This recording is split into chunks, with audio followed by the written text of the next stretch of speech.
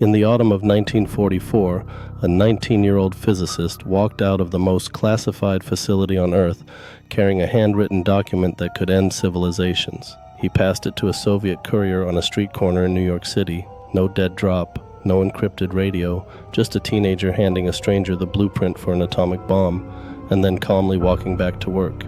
The FBI would eventually learn his name. They would build a file inches thick. But Theodore Hall would never spend a single day behind bars. And the reason why is more disturbing than the crime itself. To understand how a teenager nearly rewrote the balance of global power, we need to go back, not to Los Alamos, but to New York City, 1942. Theodore Hall was a prodigy. Born in 1925 to a working-class family in Far Rockaway, Queens, he was so intellectually gifted that he entered Harvard University at the age of 14. Not a typo, 14. By the time most boys his age were learning to drive, Ted Hall had already completed an advanced degree in physics. He was quiet, intense, deeply idealistic, and increasingly troubled by the world around him. The Second World War was consuming Europe. Fascism was spreading. And within the corridors of American academia, whispers were circulating about a secret government project, one that would harness the fundamental forces of the universe itself. In 1944, at the age of 18, Theodore Hall received an invitation that very few people on Earth would ever receive. He was recruited to join the Manhattan Project. By the end of this story, you'll understand why some historians consider him the most consequential spy of the 20th century, and why the United States government let him walk free. Los Alamos, New Mexico, a makeshift city hidden in the desert mountains, surrounded by barbed wire and armed guards. Officially, it didn't exist. Its mailing address was simply P.O. Box 1663, Santa Fe. Inside, some of the greatest scientific minds of the century, Oppenheimer, Fermi, Bethe, were racing to build a weapon before Nazi Germany could, and among them, almost absurdly young, was Ted Hall. He was assigned to the implosion division, the team tackling the single hardest engineering problem in the entire project: how to compress a sphere of plutonium with such perfect symmetry that it would trigger a nuclear chain reaction. This wasn't peripheral work. This was the core mechanism of the bomb that would later be dropped on Nagasaki. Hall understood every detail: the explosive lens configurations, the initiator design, the precise geometry required to achieve critical mass. He had the kind of access that intelligence agencies dream about. But here's what no one at Los Alamos suspected. Within months of arriving, Hall had already made a decision that would alter the course of history. He hadn't been recruited by the Soviets. He hadn't been blackmailed or bribed. He simply looked at the weapon he was helping to build, and he made a choice that decades later he would say he never regretted. But there was one detail, one specific piece of information Hall passed along that even the KGB didn't fully appreciate at the time. We'll come back to that. It becomes crucial later. October 1944, Hall takes a leave from Los Alamos and travels to New York City. He doesn't contact the Soviet embassy. He doesn't use any established espionage channels. Instead, he walks into the offices of a Soviet trade organization, Amtorg, and essentially volunteers. Think about that for a moment. A teenager with top-secret clearance to the most classified weapons program in human history walks into a known Soviet front organization and offers to hand over nuclear secrets. No training, no handler, no tradecraft whatsoever. The Soviets were suspicious at first. It seemed too easy, too reckless. But Hall brought something with him that erased all doubt: a written report on the progress of the implosion bomb design, prepared in his own hand.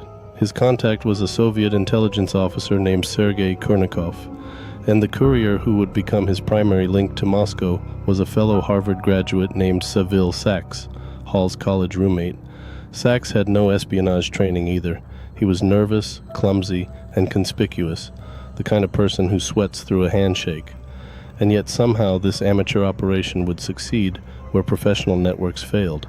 Because while the FBI was focused on other suspects, names that would later become famous, nobody was watching the quiet teenager with the perfect security clearance.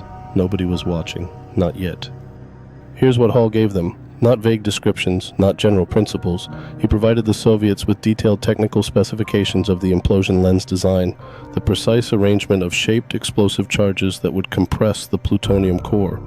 This was the single most difficult engineering problem the Manhattan Project had solved. It had taken hundreds of scientists and millions of dollars to develop, and Hall handed it over in a handwritten report. But he didn't stop there. In 1945, before the Trinity test, the first nuclear detonation in history, Hall passed along a second, even more critical package. This one contained details about the plutonium bomb's initiator, the component that starts the chain reaction at the exact right microsecond. Without it, the bomb is just an expensive ball of metal. With it, you have a weapon that can level a city. Now, you might have heard of Klaus Fuchs, the German-born physicist who is usually cited as the most important atomic spy. Fuchs was significant. But here's what the declassified record shows. Hall's intelligence arrived in Moscow first, and in several key areas, Hall's information was more detailed, more technically precise, and more immediately useful to the Soviet weapons program than anything Fuchs provided. The Soviets detonated their first atomic bomb in August 1949, years ahead of Western estimates. American intelligence was stunned. The assumption had been that the Soviets were a decade away. They weren't, and the reason they weren't had just turned 23 years old.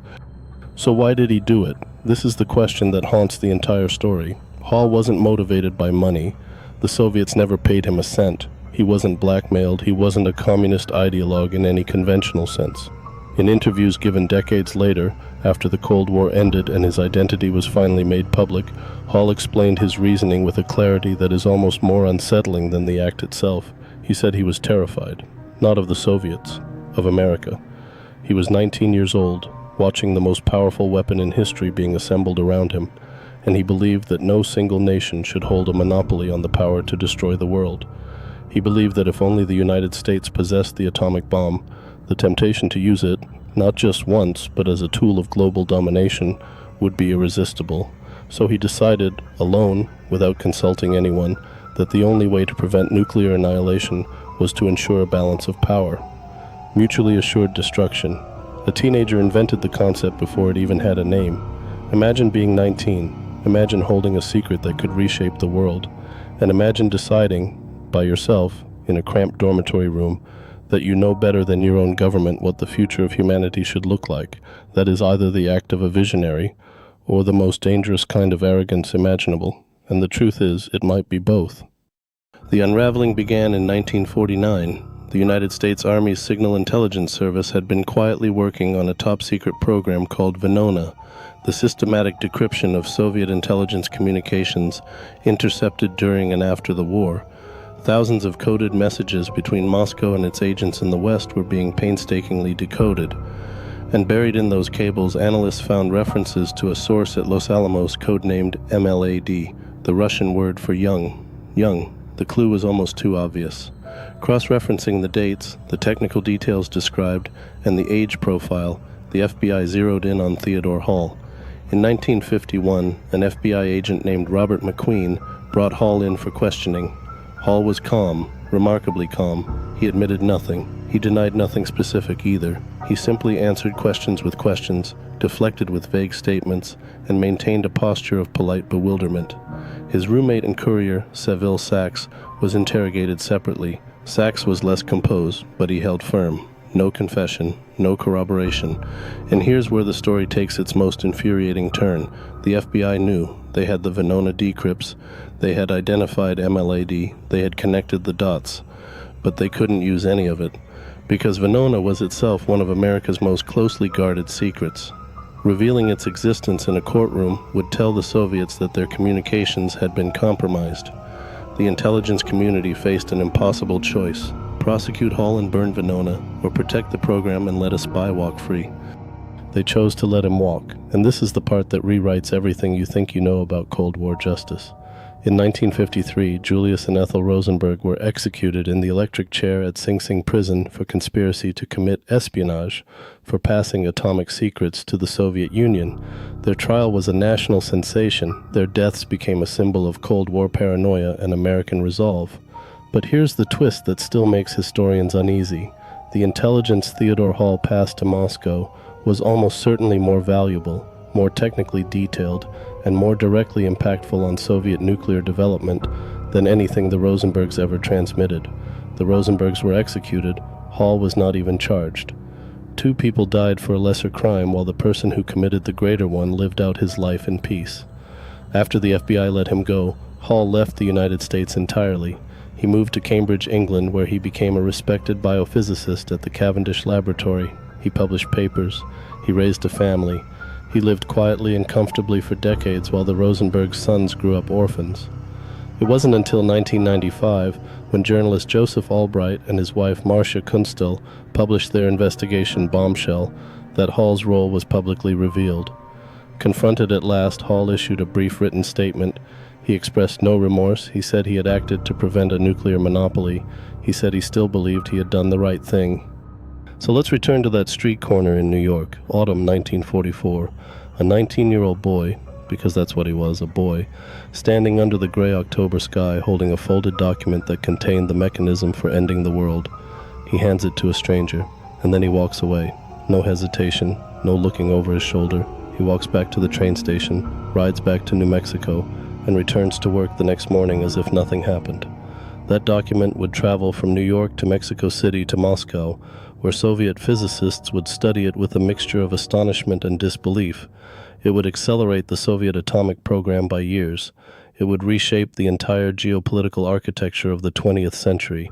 The Cold War, the arms race, the doctrine of mutually assured destruction, the framework that kept the world suspended between survival and annihilation for half a century, can be traced, in part, to that single handoff on a New York street. Theodore Alvin Hall died on November 1, 1999 in Cambridge, England. He was 74 years old. He had never been arrested, never been tried, never been punished by any government for anything. The youngest physicist at Los Alamos had committed the century's greatest act of atomic espionage, and he got away with it completely. Here's the question that has no clean answer. If Theodore Hall hadn't acted, if the Soviets had been a decade behind instead of 4 years, would the United States have used the bomb again? Would a nuclear monopoly have led to peace, or to something far worse? Hall believed he saved the world. Others believe he nearly destroyed it.